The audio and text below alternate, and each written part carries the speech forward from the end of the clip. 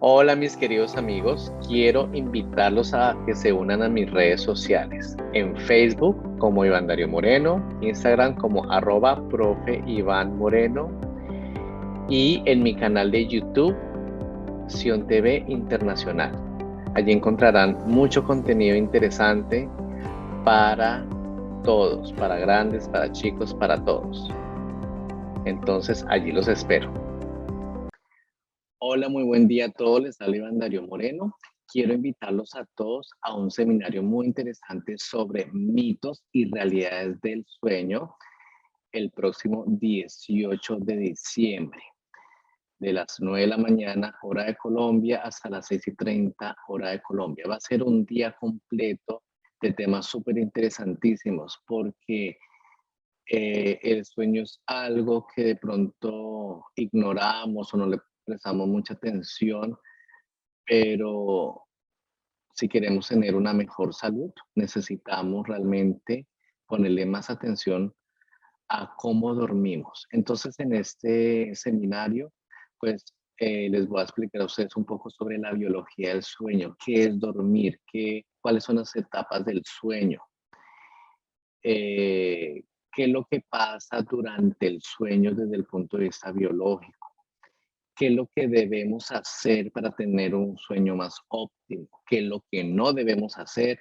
antes de dormir, la relación del sueño con el estrés y la ansiedad, por qué muchas personas sufren de insomnia, porque a veces se nos dificulta dormir, o sea, todas estas cosas las hablaré en el seminario, porque es importante que hoy en día nosotros entendamos el valor de dormir bien, tener un sueño óptimo.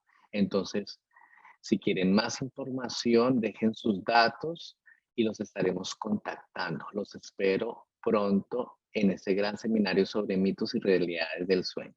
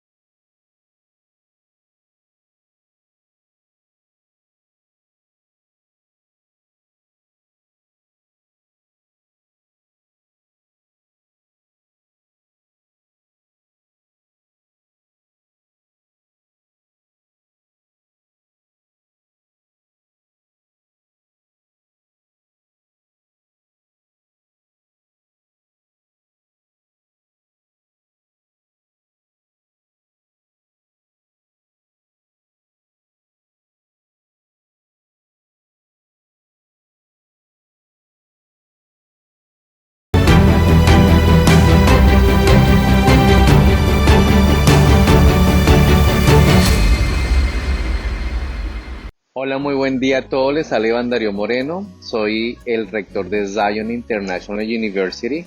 Quiero contarles que ya abrimos matrículas para nuestros programas de pregrado. Pueden entrar a la página de www.ziu-almedioonline.org. Allí encontrarán toda la información de nuestros programas de pregrado, también de las certificaciones y cursos libres. Los espero. La información presentada a continuación por Iván Darío Moreno, PhD, rector y fundador de Zion International University, es el resultado de sus estudios y conocimientos personales y representa la opinión de él y sus marcas. Sin embargo, la decisión de asumir, escuchar o interiorizar la información suministrada es responsabilidad de cada uno. Gracias por acompañarnos.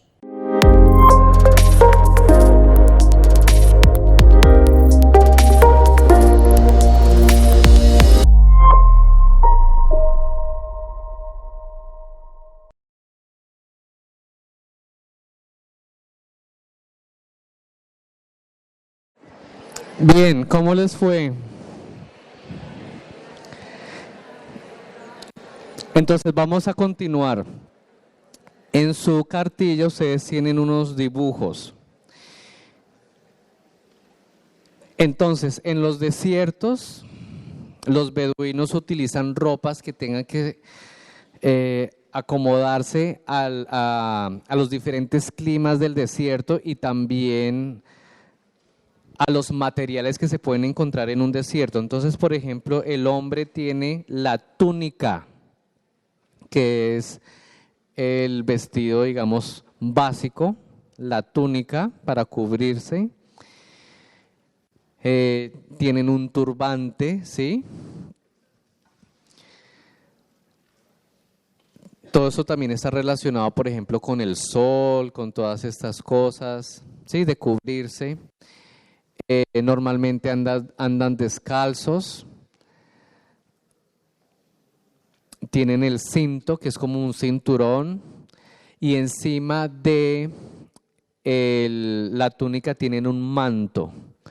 Y ese manto tiene muchas funciones. También sirve como una especie de cobija para dormir. ¿Sí? Eso es la vestimenta básica de un hombre. Y pues la mujer obviamente también tiene una túnica y tiene, digamos, su velo.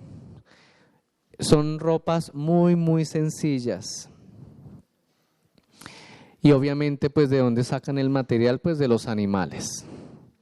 Entonces, obviamente vamos a tener túnicas de los mismos colores, blanco o negro, porque no hay ovejas amarillas, ¿cierto? O azules. Entonces, todo depende de la naturaleza.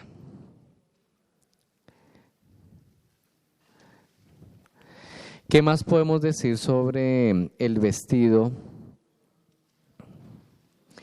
Obviamente cuando hablamos de los reyes, pues ya los reyes tienen otro tipo de vestiduras más sofisticadas, pero la gente del desierto, los beduinos, esa es su ropa, ustedes lo ven en su cartilla, ¿sí? En su cartilla, si ustedes ven en un momento, voy a mostrarles acá.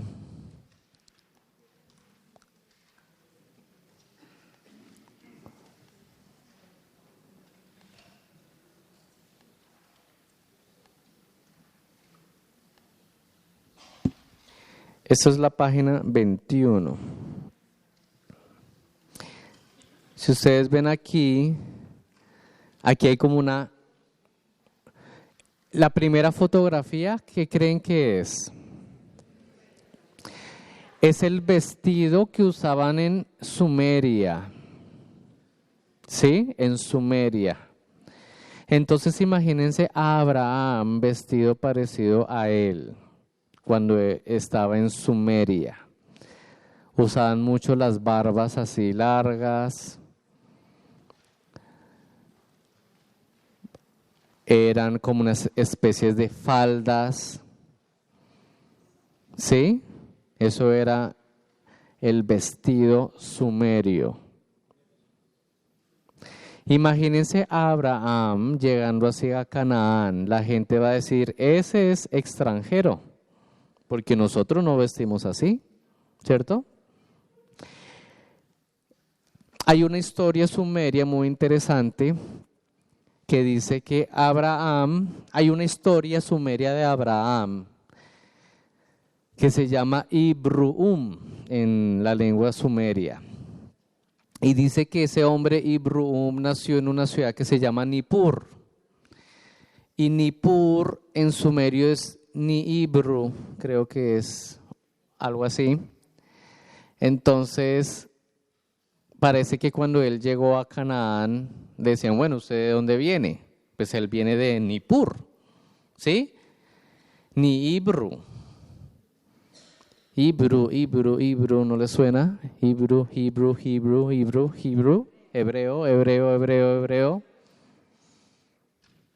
Eso es una teoría de el origen de la palabra hebreo. Ahí les dejo eso. En el curso de Historia y Geografía se amplía más ese tema. Entonces, y aquí tenemos en la segunda foto, Imhotep, que era un visir de Egipto. Un visir era como la mano derecha del faraón. Normalmente eran calvos. Entonces podríamos imaginarnos a José así. Si él era visir, era así, calvo. Puede ser, ¿por qué no? Si era visir. O era calvo pero con una trenza. No sé si lo han visto en las películas que están calvos con una trencita. Así. Porque eso simbolizaba el poder de alguien, una trenza. Y hoy en día ven a un hombre con una trenza y le dicen que está loco. ¿Por qué? Volvemos a lo mismo. Todo hay que ponerlo en un contexto histórico-cultural. ¿Sí? Es importantísimo y lo repetiré hasta el final del seminario. En el tercero vemos el típico hombre beduino, que ya lo hablamos, con su manto, ¿sí? Mire el de atrás con su túnica, con sus barbas. Normalmente andaban descalzos, pero más adelante pues ya empezaron a utilizar sandalias. ¿Ustedes creen que ellos utilizaban interiores? ¿Ropa interior? Al parecer no utilizaban nada de esto. Eso es un invento moderno, eso se lo inventó Calvin Klein. ¿Sí?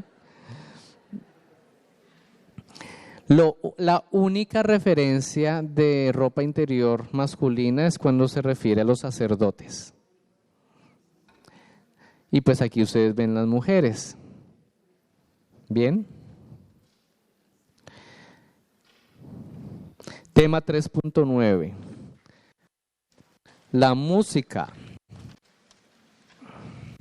En este tema quiero que vean esos instrumentos musicales. Quiero que en un minuto ustedes, si ven que cada instrumento musical tiene un número, quiero que ustedes con su compañero o compañera identifiquen cuál es cuál. Shofar, Kinor, Alil, Azora, Mesital, ¿qué? Mesiltaim, Menanaim. Un minuto. ¿Quién ya terminó? ¿No? ¿Nunca habían visto esos instrumentos musicales? ¿O estaban acostumbrados a qué? A la guitarra, al tambor. Bueno, lo vamos a hacer juntos. El número 1 se llama Kinor. Kinor. Es una especie de arpa, se llama Kinor. Estos nombres son nombres hebreos. El instrumento número 2, ¿cómo se llama? El número 2 se llama Menanaim. Número 2, Menanaim. También es como un instrumento de cuerdas. Número 3, Mesiltaim, exactamente. Es un instrumento de percusión. Número 4, Jalil, Alil, Jalil, instrumento de viento como flauta. Número 5, Azora, exactamente, como una trompeta. Y finalmente el shofar. ¿Y a qué se les parece? A un cuerno. A un cuerno de, como de los, ¿cómo se llaman esos animales? De los carneros. Entonces, los cuernos de los carneros también eran utilizados como instrumentos musicales. ¿Qué podemos decir sobre los instrumentos musicales? Los instrumentos musicales siempre se han utilizado en las ceremonias religiosas. Los antiguos siempre utilizaban instrumentos musicales en sus ceremonias religiosas. Más adelante empezaron a utilizar instrumentos musicales en celebraciones. Es decir, no es como que hoy en día nosotros utilizamos nuestro teléfono y nos ponemos los audífonos y estamos en la calle y ni siquiera sabemos dónde estamos caminando, porque eso pasa mucho y es peligroso porque se ponen los audífonos y cuando usted se pone eso, usted no sabe, y si alguien le está diciendo, cuidado que ahí hay un hueco y usted, y se cayó en el hueco por tener los audífonos. La música era algo relacionado con la religión, con la divinidad, con las celebraciones más adelante importantes. Bien, tema 3.10, página 21, pesos y medidas.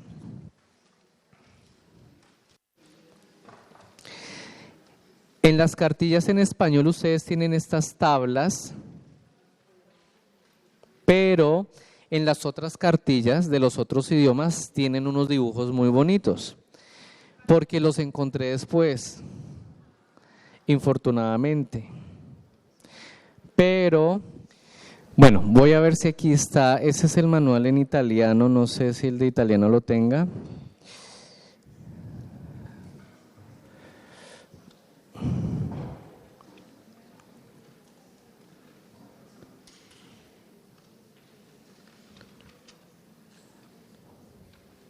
Sí, sí lo tiene. Es que a veces con imágenes como que es más fácil entender esto. Miren esta imagen de pesos y medidas. Entonces miren a este hombre que tiene estas vasijas que son, ¿cómo se miden las cosas? Pues con los mismos recipientes. Entonces un cor son todas este número de vasijas, por ejemplo, el bat sería uno de estos. Esos nombres pues son nombres hebreos, son muy parecidos en los otros idiomas. El hin pues es una más pequeñita, el log es una mucho más pequeñita. El omer, mírenlo, es una medida para ya cosas sólidas, ¿no? Por ejemplo, granos, ¿sí lo ven? Entonces el efa es el más grande, luego le sigue sea, omer, ¿sí? Kaf y este pequeñito. Esas son como las medidas básicas que ustedes van a encontrar mucho cuando lean.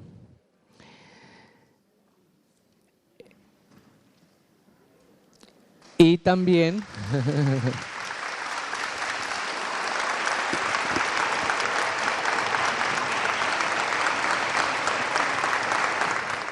bueno, muchas gracias. Ya tenemos a la estudiante número 1, a la doctora María Luisa.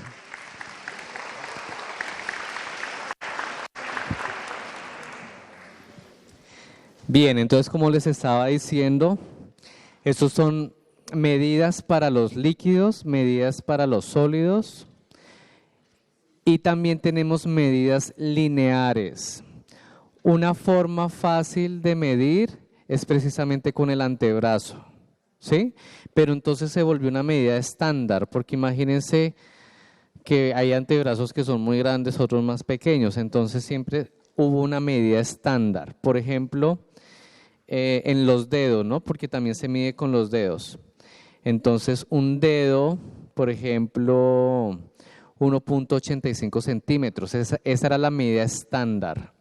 Luego el palmo, 7.4 centímetros, que son ya 4 dedos.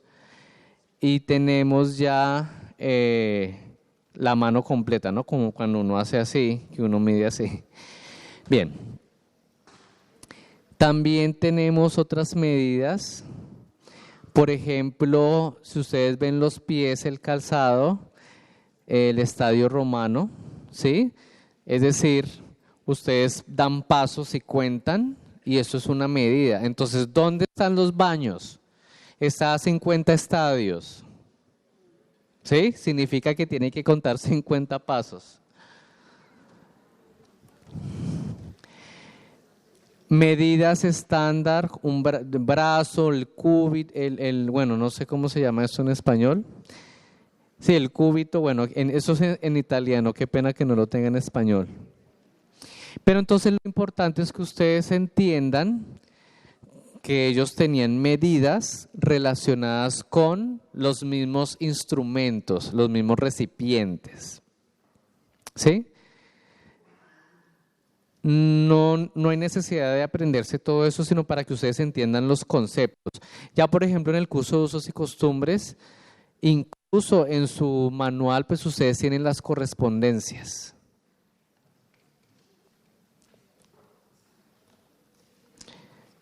Aquí, vamos a ver, aquí tienen las correspondencias, donde dice pesos y medidas. Ahí ustedes tienen pesos hebreos, el equivalente, etcétera, etcétera.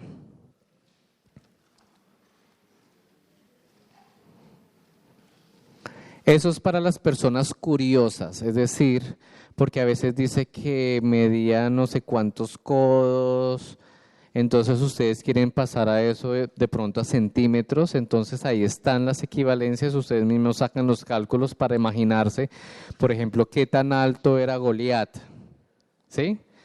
Entonces ya esas tablas les sirven para eso. Ahora, actividad final. Entonces en esta actividad final sí me gustaría que la hagan rápidamente. Van a escribir 3 cosas nuevas que antes no sabía sobre esta sección, es decir, la sección número 3. B, escribe 2 cosas que quisieras profundizar porque parecen interesantes o importantes para tu conocimiento y lo comparten con su compañero o compañera. Les voy a dar 2 minutos. Doctora María Luisa, la invitamos para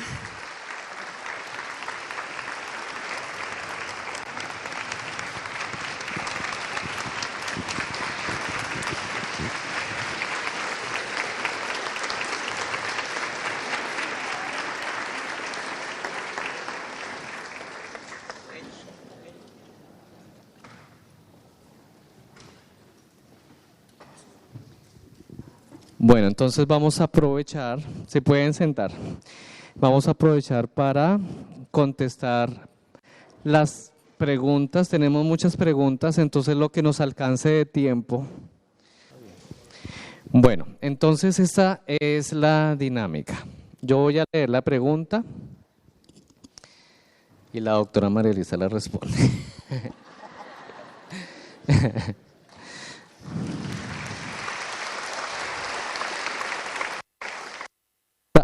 Eso es una pregunta interesante.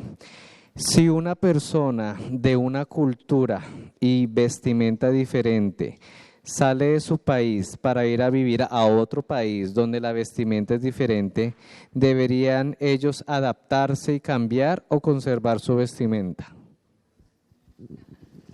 Bueno, buenos días, buenos días.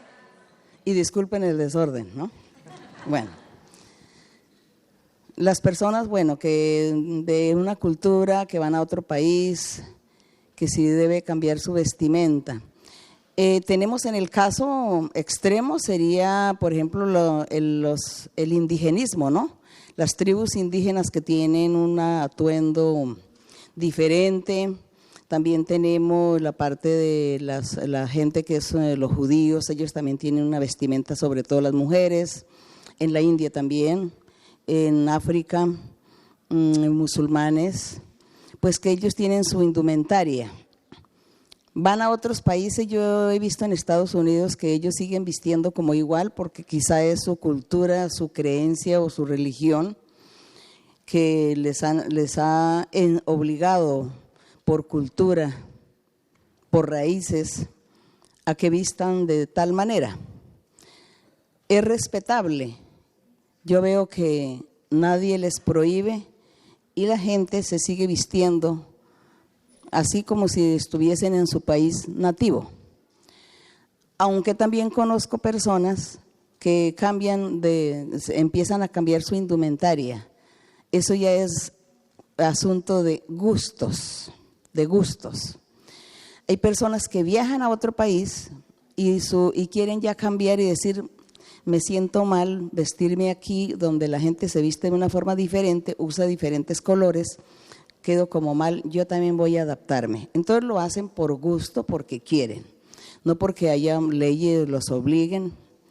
En la parte de los indígenas, Hay tribus indígenas donde las mujeres andan desnudas, semidesnudas, digamos, de la cintura para arriba. La mujer anda desnuda en su tribu, donde vive. Lo mismo los hombres. Y cuando ellos entran al pueblo, a la ciudad, dice la gente, civilización, ¿no? Cuando ellos llegan allí, se visten, ellos mismos se visten, nadie les dice, solamente que ellos ya sienten como falta de decoro irse desnuda de la cintura para arriba a una ciudad, a un pueblo donde toda la gente está vestida. La misma naturaleza les enseña que tienen que vestirse y ellos se visten. Así que en cuanto a indígenas conozco muchas tribus indígenas de diferentes lugares allá en Latinoamérica, de Sudamérica, Centroamérica. Conozco que he visto que ellos ya cambian su vestuario, pero no porque se les obligue ni se les exija, sino porque ellos mismos, su propia naturaleza, les enseña que cambien para que no se vean diferente a las demás personas. Por lo demás, pues todo es la voluntad de la persona, así que eso no es obligatorio. Bien. Bien, hay otra pregunta que de pronto ayer no quedó tan clara y es sobre la noche nupcial, sobre lo que ocurría en la noche nupcial y lo que estábamos hablando sobre la virginidad. Entonces, ¿quieren saber más?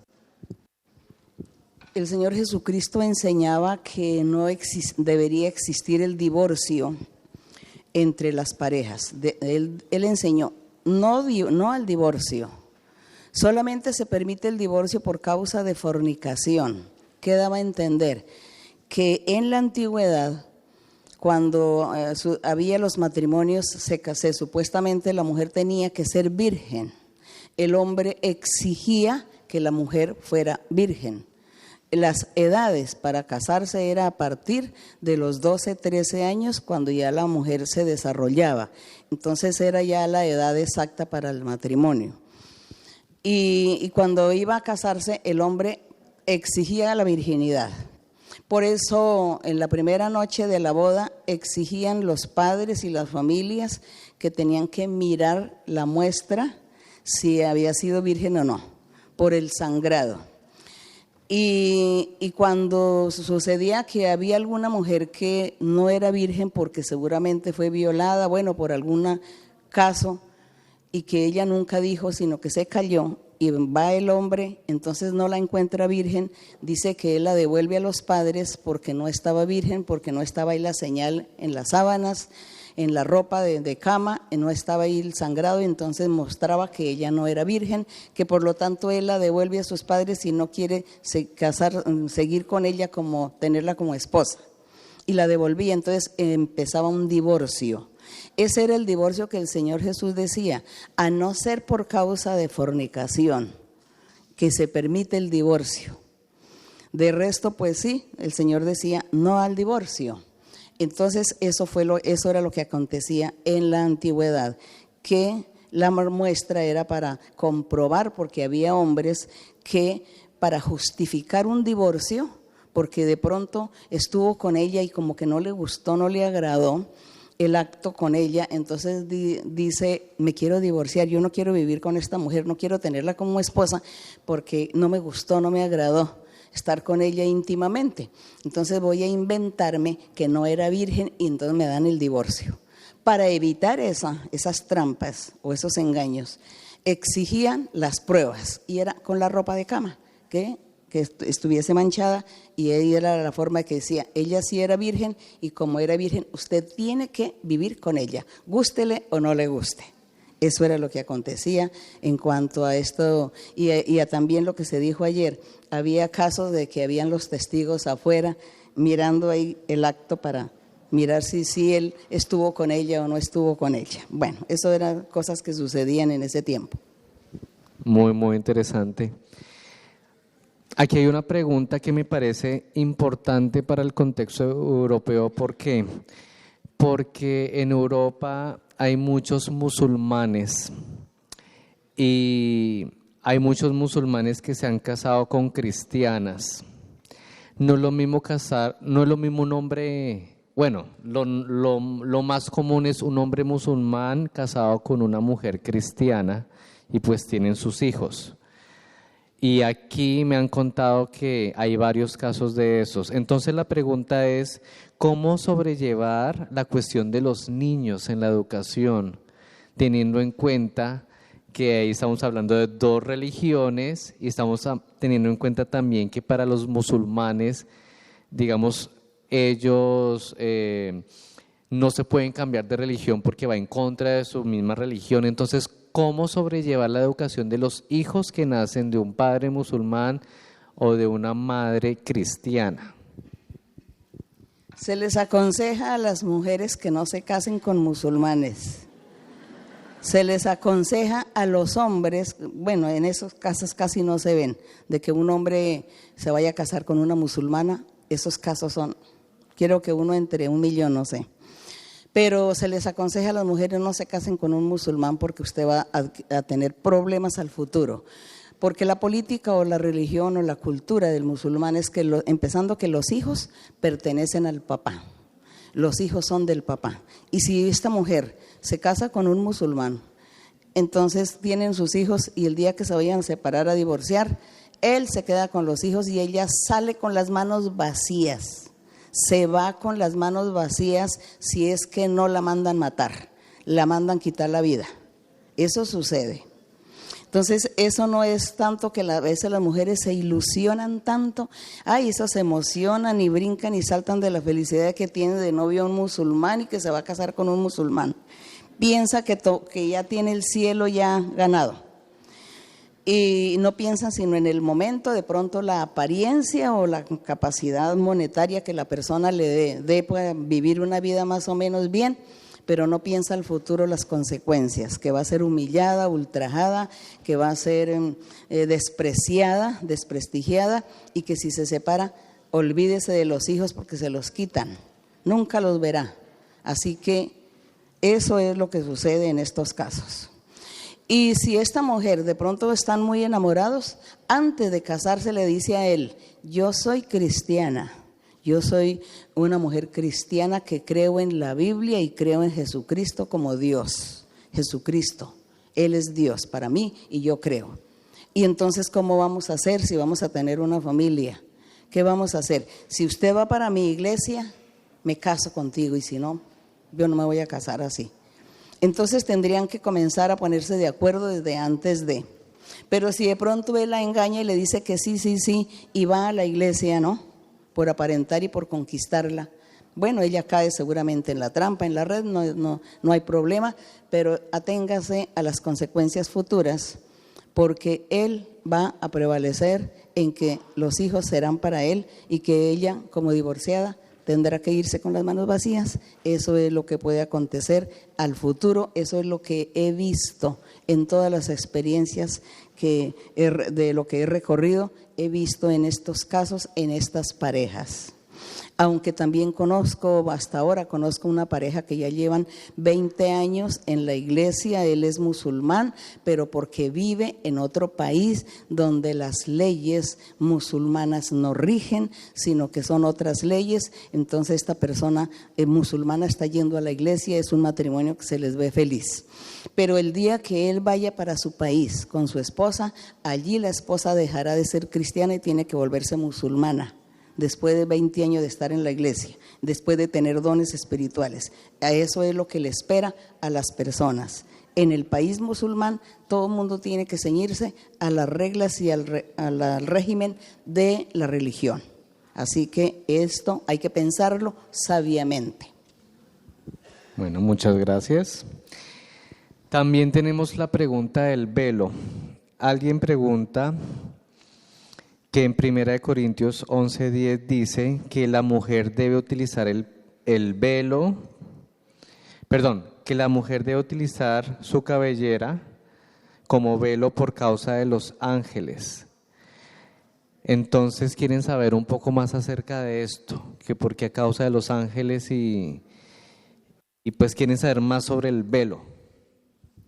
Bien, ese verso que habla el apóstol dice que por causa de los ángeles realmente es un verso suelto en la Biblia, que no sabemos si fue que se perdió el material, las cartas que Pablo escribió, o nuestras traducciones a los idiomas no hubo bien, no se entendió bien la traducción. Es un verso suelto al cual no se le puede dar interpretación, ni podemos decir esto es así o así, porque no dice nada más, no nos habla nada más. Dice que a causa de los ángeles, pero nada más nos dice. Entonces nosotros siempre hemos dejado ese verso ahí quieto, y una respuesta que jamás se podrá dar. Esa es una pregunta que jamás se podrá responder, porque no tenemos sustento bíblico. No hay ningún sustento bíblico. No podemos ni siquiera decir, es que los ángeles tienen el cabello largo. Porque si los ángeles tienen el cabello largo, pues los hombres y las mujeres en un sentido espiritual también son de cabello largo. Entonces no podemos decir estas cosas. Pero sí el apóstol Pablo enseñaba sobre el cabello, porque en ese tiempo, cuando se convirtieron los judíos al cristianismo, algunos judíos y judías al cristianismo, y los gentiles, las mujeres gentiles también se convertían. Las mujeres gentiles no usaban estos atuendos que usaban los judíos. La mujer gentil tenía una libertad en su manera de vestir. Ella mostraba su cabello, era una forma distinta su vestuario de las gentiles, que ellos eran idólatras. Entonces a ellos no les interesaba la manera de vestirse. Las judías sí, el recato. Se exigía el recato en la mujer, porque se dice que lo que la mujer es un símbolo sexual, y que las piernas es un símbolo sexual, los brazos es un símbolo sexual, el cabello es un símbolo sexual, todo es como objeto sexual en la mujer que atrae al hombre o lo provoca. Y para evitar eso, entonces Dios le exigía que las mujeres andaran tapadas lo máximo, solamente les permitían ver la cara, y eso que si pudieran taparle la cara y los ojos, pues también, porque los ojos también pues es un atractivo sexual. Entonces, ¿cuántos hombres que le dicen a una mujer, es que yo me enamoré de tus ojos? Eso dicen. Entonces todo sería símbolo sexual, y tendría que la mujer entonces andar toda tapada, toda cubierta, y que todo era para no provocar al hombre, para que el hombre no cayera en adulterio. Era para eso, para que no cayeran en adulterio y en fornicación. Por eso era que había que la mujer cubrirse toda, ser decorosa. El apóstol Pablo, al ver dos grupos de mujeres, las mujeres judías cristianas, las mujeres gentiles cristianas, las unas vistiendo con esa, libertinamente, mostrando su cabello, mostrando sus piernas o sus brazos, y las judías bien tapadas, el apóstol quiso unificar un poquito para evitar críticas y escándalos. Unificar, por favor, usen velo, pero si usted no usa velo, entonces déjese crecer el cabello, porque el cabello le sirve en vez del velo. Y si usted quiere tener el cabello corto, entonces colóquese un velo. Pero si quiere tener el cabello largo, no se coloque velo. Eso fue lo que él quiso en ese tiempo. En ese tiempo que iniciaba la iglesia, el apóstol tenía que trabajar de esa forma y enseñar de esa forma. ¿Qué sucedió a medida que pasa el tiempo? El Espíritu Santo se ha encargado de enseñarnos a todos nosotros la manera de vivir, de vestir y de sentir. Entonces el Espíritu Santo se ha encargado de cambiar la mentalidad de hombres y mujeres y quitar la malicia. Quitar esa malicia y quitar que la mujer es un símbolo sexual, todo su cuerpo, toda la mujer, desde los pies hasta la corona, que es símbolo sexual. Entonces el Espíritu Santo se ha encargado de quitar esa mentalidad en los hombres y ser normales, naturales, y mirar otras cosas y ya no ver la parte física. Así que por eso viene, a medida de las generaciones, viene cambiando la manera de vestir, pero lo único que no cambia es el decoro de no exagerar. Entonces ya el Espíritu Santo nos ha permitido a nosotros vestirnos de una forma diferente, pero nos enseña el decoro. Sí, cuidado con andar allá desnudas en la congregación, cuidado con andar con la ropa bien ceñida en la congregación, porque la gente es poquita y entonces usted va a servir de tentación a todos, a hombres y a mujeres. Entonces sea cuidadoso, sea decoroso.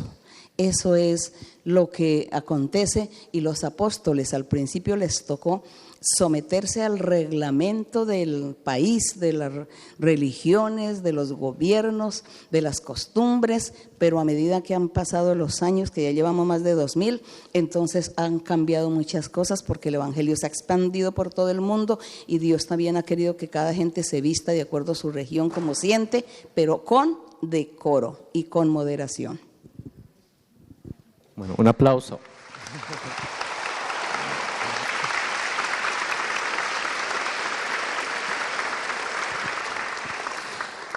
Varias personas han preguntado sobre los eunucos.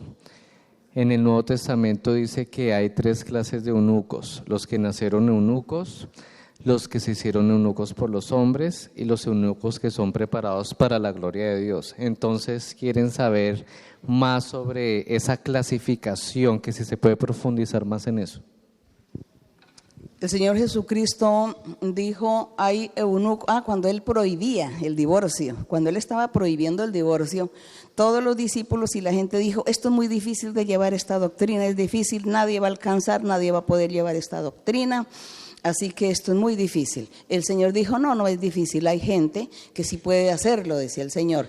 Hay eunucos que nacieron eunucos por naturaleza, dando a entender que nació un hombre que no tiene deseo sexual y jamás va a tener intimidad sexual con nada, con nadie, porque no tiene ese deseo. Es ese eunuco que nace así. Y hay otros hombres que los hacen eunucos es porque en aquel tiempo había que cuidar a la reina y a las princesas. En los tronos, pues en los imperios, en los tronos, en los reinos, estaban todas las princesas, estaba la reina y mucha gente de la corte que había que cuidarla, y tenían que ser hombres los que fueran a cuidarlas a ellas. Entonces era cuando castraban a los hombres, los castraban y los convertían en eunucos para poder cuidar a la reina y las princesas. De esta manera el rey andaba tranquilo, mandando a sus hijas de paseo con estos eunucos, porque no hay problema, están castrados, mis hijas no van a correr peligro de esta índole.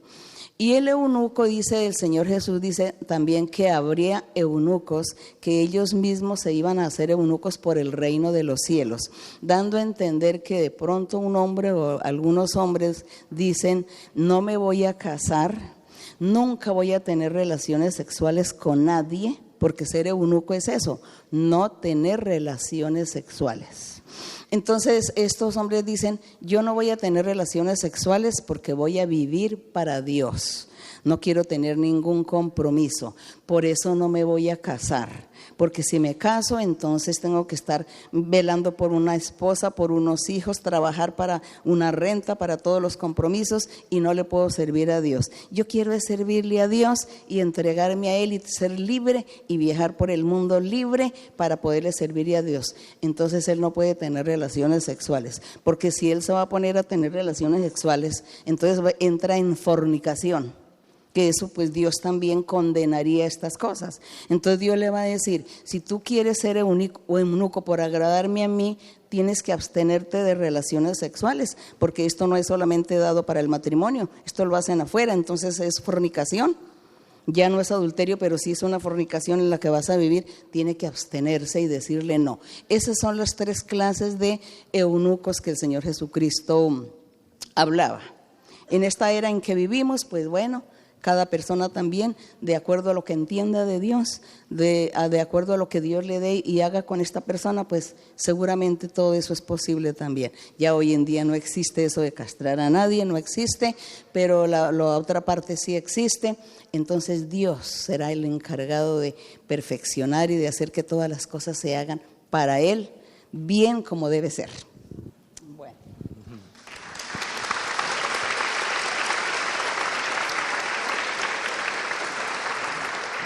Siempre hacen esta pregunta, que si Daniel el profeta fue eunuco. Daniel el profeta, es que en ese tiempo las mujeres eran marginadas, ¿no? Las mujeres no eran tenidas en cuenta, las mujeres no desempeñaban ningún papel importante. Así que antes de contestar esta pregunta, yo quiero ayudar a complementar lo de los eunucos. La parte de los eunucos del que dice que se vuelve eunuco por causa de Dios, que se dedica para Dios, eso no significa de que sea pecado o sea malo la relación sexual, no. La relación sexual entre una pareja, un matrimonio, es normal. No es que eso sea malo, simplemente que la persona dice, yo no quiero tener compromiso ni estar trabajando, ni esforzándome de tener que trabajar, dejar de buscar a Dios, dejar de estar en la iglesia, viajar, evangelizar, por estar cuidando mi hogar. Entonces yo prefiero esto, eso ya es gustos de la gente, pero eso no es porque sea pecado la intimidad sexual, siendo que debe ser dentro del matrimonio, dentro de una pareja normal, es eso. Bueno, en cuanto a la pregunta es de Daniel. De Daniel, Daniel era un príncipe, Daniel era un hijo de sacerdote, Daniel era profeta. Y de él, seguramente él sí tuvo mujeres, y supongo que las mujeres que Daniel tuvo eran mujeres de allá de Babilonia, porque ellos estuvieron allí sin Dios, sin templo, sin sacrificios, sin rituales y sin fiesta de lo que había que hacer para Dios. Duraron 70 años. Entonces supongo que el rey le tuvo que haber asignado muchas mujeres a Daniel. Y mira, te doy estas mujeres para que tú estés con ellas, porque Daniel le tocó en cierta manera someterse a las leyes babilónicas, al gobierno babilónico. Y como eso no era tan importante, porque él como profeta, él buscó a Dios y estuvo en lo de Dios con sabiduría, con prudencia, para que no le quitaran la vida, aunque sí ve que le quisieron quitar la vida allá en el horno, o fue con los leones. Con los leones. Entonces Dios le guardó ahí la vida, porque él fue condenado a muerte de esa manera y Dios le guardó la vida. Entonces, ¿qué hacía él? Pues estar con las mujeres que le diera el rey, eso no implicaba. Dios todavía no había prohibido, Dios no le iba a, digamos, a juzgar a Daniel de esta forma, porque él estaba allí prisionero, esclavo. Aunque era importante en el reino, fue prisionero y esclavo por 70 años del rey de Babilonia. Entonces él pudo tener sus mujeres, su esposa. Eso no significa, y además como ella no desempeñaba nada, ¿para qué la resaltan? Dios resalta al personaje, al profeta, al rey, y lo demás pues no lo resalta. Es eso. Entonces yo sí creo que Daniel tuvo sus esposas. Bueno, un aplauso.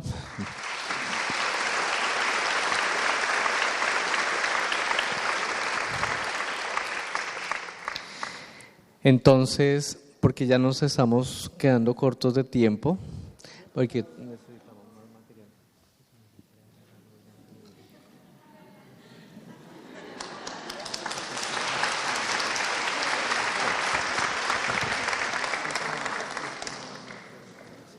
Bueno, entonces dice que las preguntas que haya son repetición de la repetidera.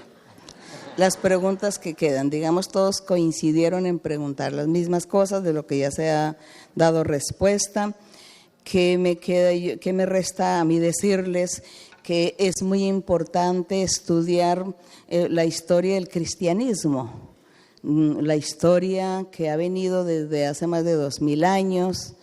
Eso es importante, ubicarnos en la historia.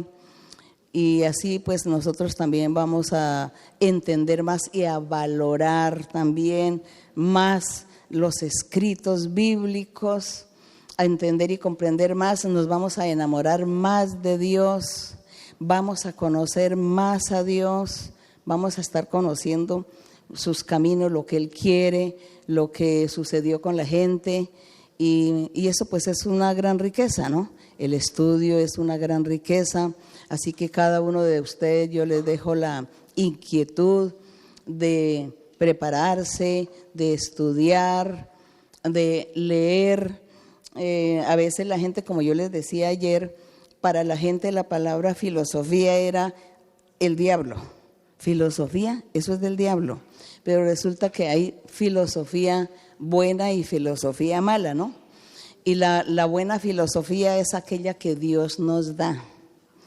La Biblia es una filosofía y nosotros mismos somos una filosofía, porque cada uno tenemos una manera de pensar, de ver, de conceptualizar las cosas, de ver el mundo, de ver una realidad, de hacer una apreciación de todo. Somos una filosofía. Cada uno piensa de una forma diferente. Entonces somos filosofía. Entonces la filosofía es buena, la que Dios da, la que viene de Dios. Hay que estudiar filosofía. Y si alguien quiere estudiar cualquier filosofía del hombre, usted la lee y dice, esto es basura, esa persona es loca. Lo que habla, lo que piensa no tiene sentido, porque usted es un filósofo y está interpretando de otro filósofo. ¿Ves eso? Y lo mismo la ciencia. La ciencia, por aquí hay un título que dice religión y ciencia, ¿cómo es? Ciencia y religión. Sí. Que dice ciencia y religión. Entonces alguien dice de la ciencia, oh, eso es del diablo. No, dice Daniel, dice, y para los últimos tiempos la ciencia va a aumentar. Pero hay la ciencia del hombre, de los seres humanos, y está la ciencia que Dios da. Recordemos que en los dones espirituales está el don de ciencia. ¿Qué es eso de don de ciencia? Conocer, saber, distinguir, aprender, profundizar. Esa es ciencia. Inventarse algo, idearse algo, hacer las cosas perfectas, eso es ciencia. Usar las cosas, lo que nos rodea, usarlo, saberlo usar, eso es una ciencia. Entonces, ¿sí ven que eso no es malo? Aquí nosotros vamos a ver la ciencia, y la ciencia de los hombres, la ciencia humana, pues Dios se la da también al hombre para que invente tantas cosas, para que saque tantas cosas, que sea para beneficio de la humanidad y para castigo de la humanidad. Entonces todo es respetable. Entonces la palabra ciencia no es mala, no, es que hay que saber distinguir cuál es la ciencia que yo quiero, porque si vamos a estudiar las ciencias ocultas, que es de la vida del diablo y lo que hizo el diablo y lo que hace el diablo, ¿eso para qué me sirve? Y para eso me tocaría entonces entregarme al diablo y estar ya con el diablo para que me enseñe. No, esas ciencias ocultas no, es la ciencia que Dios da. Es la ciencia que Dios le da al hombre, sí, la tecnología. Bonito, gracias Señor. Tenemos la internet porque eso fue la ciencia que tú le diste al hombre para que nosotros podamos comunicarnos mundialmente y hablar de ti. Gracias, eso es una ciencia perfecta. Pero también la ciencia que Dios nos da a cada uno de nosotros para entender y ver muchas cosas. Entonces eso es lo que se llama aquí ciencia y religión. No es que todo sea malo, ni que tenemos que salirnos del contexto para poder vivir el mundo, disfrutar el mundo, no, tenemos que explorar y así con esta exploración que hacemos del mundo y de sus conocimientos, su técnica, su tecnología y su ciencia, entonces nosotros estamos valorando más a Dios, amando más a Dios y engrandeciéndolo, es eso. Entonces la filosofía lo mismo. Hay filosofías malas, hay filosofías que hablan del diablo, de esto de las ciencias ocultas, lo mismo la filosofía. Que Dios no existe, dice la filosofía del hombre malo que no conoce a Dios. Pero el hombre que conoce a Dios, su filosofía es perfecta. Mire la filosofía de Salomón. La filosofía de Salomón, mire lo que escribió Proverbios, Eclesiastés, Cantares, y los Salmos. Todo es una filosofía hermosa que Dios le dio a él, hablando de lo profundo de Dios y lo profundo de los seres. Qué hermosa es esa filosofía, ¿no les parece? Así que la filosofía también es buena. Así que vamos a leer y a estudiar. Pero si usted toma un libro de filosofía de don fulano de tal y que empieza a decir que Dios no existe, tírelo a la basura inmediatamente esa filosofía, que eso no sirve. Es eso. Bueno, entonces, que quede aclarado que todas las cosas y todo lo que Dios hizo es bueno, sabiéndolo emplear para lo bueno. Y amemos a Dios. Gracias. Dios les bendiga. Muchas gracias. Muchas gracias. Y a estudiar y a ser sinceros con Dios, y verá que Dios hace de ustedes grandes filósofos, grandes científicos, grandes pensadores. ¿Y qué otra cosa podría decir yo? Ya no nos queda otra cosa. Grandes hijos de Dios. Eso. Gracias, hasta luego.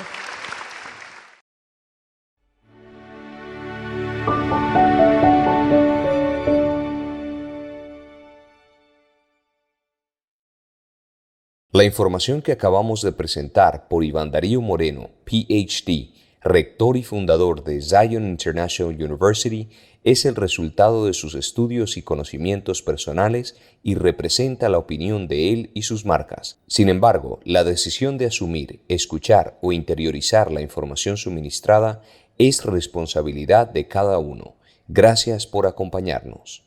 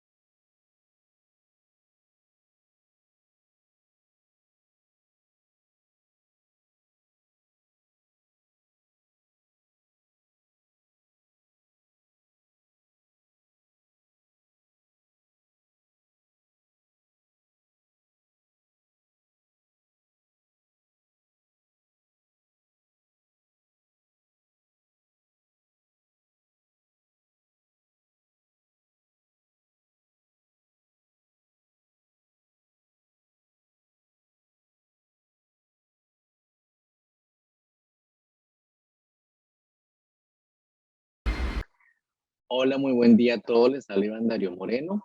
Quiero invitarlos a todos a un seminario muy interesante sobre mitos y realidades del sueño el próximo 18 de diciembre, de las 9 de la mañana, hora de Colombia, hasta las 6:30, hora de Colombia. Va a ser un día completo de temas súper interesantísimos porque el sueño es algo que de pronto ignoramos o no le prestamos mucha atención, pero si queremos tener una mejor salud, necesitamos realmente ponerle más atención a cómo dormimos. Entonces, en este seminario, pues les voy a explicar a ustedes un poco sobre la biología del sueño, qué es dormir, cuáles son las etapas del sueño, eh, qué es lo que pasa durante el sueño desde el punto de vista biológico, qué es lo que debemos hacer para tener un sueño más óptimo, qué es lo que no debemos hacer